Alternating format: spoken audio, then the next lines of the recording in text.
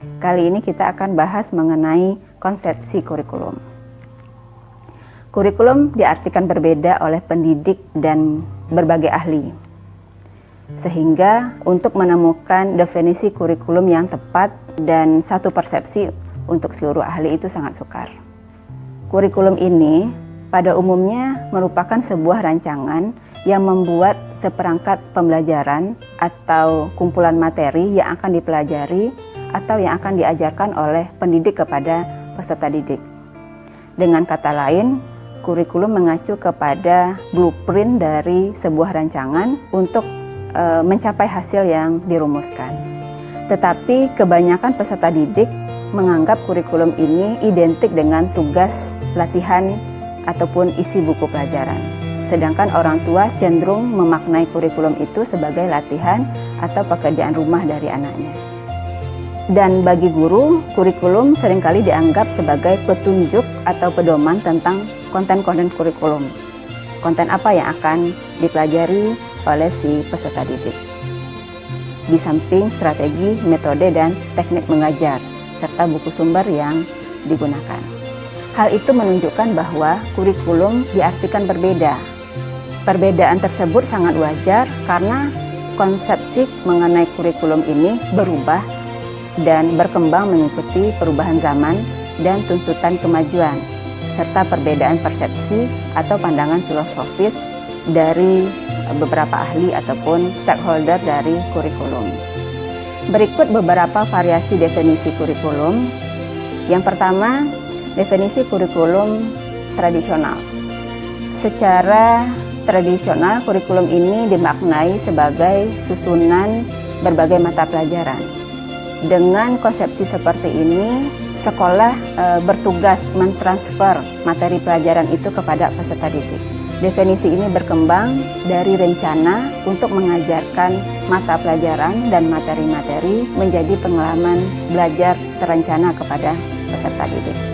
Variasi yang kedua, pada abad ke-20, konsep kurikulum tradisional mendapat tantangan.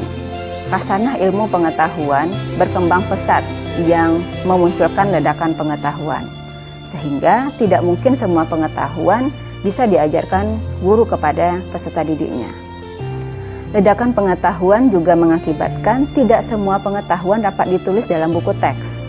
Banyak pengetahuan yang bisa dipelajari oleh peserta didik dari berbagai media, baik cetak ataupun elektronik, dengan atau tanpa fasilitasi dari pendidik.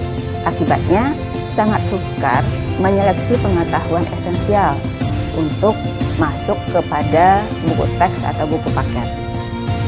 Kenyataan ini mengharuskan pendidik mengubah orientasi pembelajaran dari mengajar menjadi membelajarkan dengan menyesuaikan materi dengan tingkat kematangan si peserta didik. Variasi yang ketiga, perbedaan konsep kurikulum terkait perbedaan aspirasi stakeholder pendidikan. Kurikulum misalnya dimaknai berbeda oleh penulis akademik dibandingkan pandangan pemerintah ataupun dari kelompok pebisnis. Pandangan pebisnis memandang kurikulum sebagai sarana pembekalan agar peserta didik memiliki pengetahuan, keterampilan, ataupun kompetensi untuk memasuki dunia kerja yang produktif suatu hari nanti.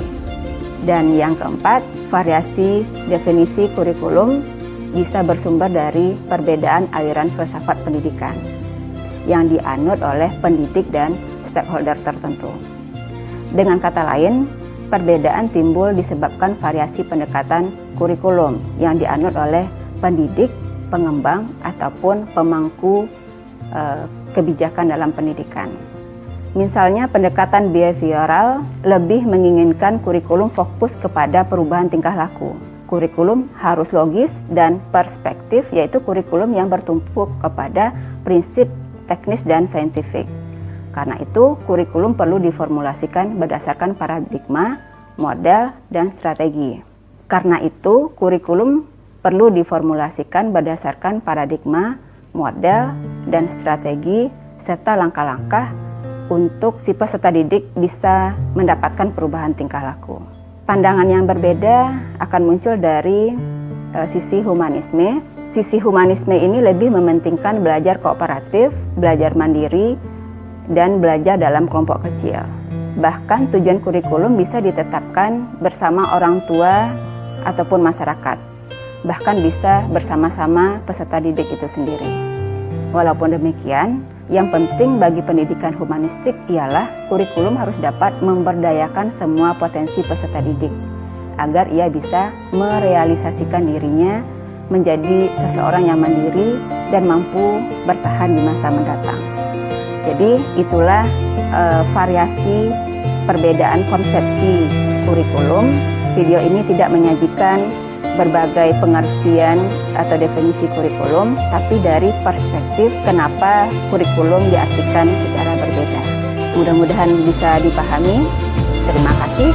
Assalamualaikum warahmatullahi wabarakatuh.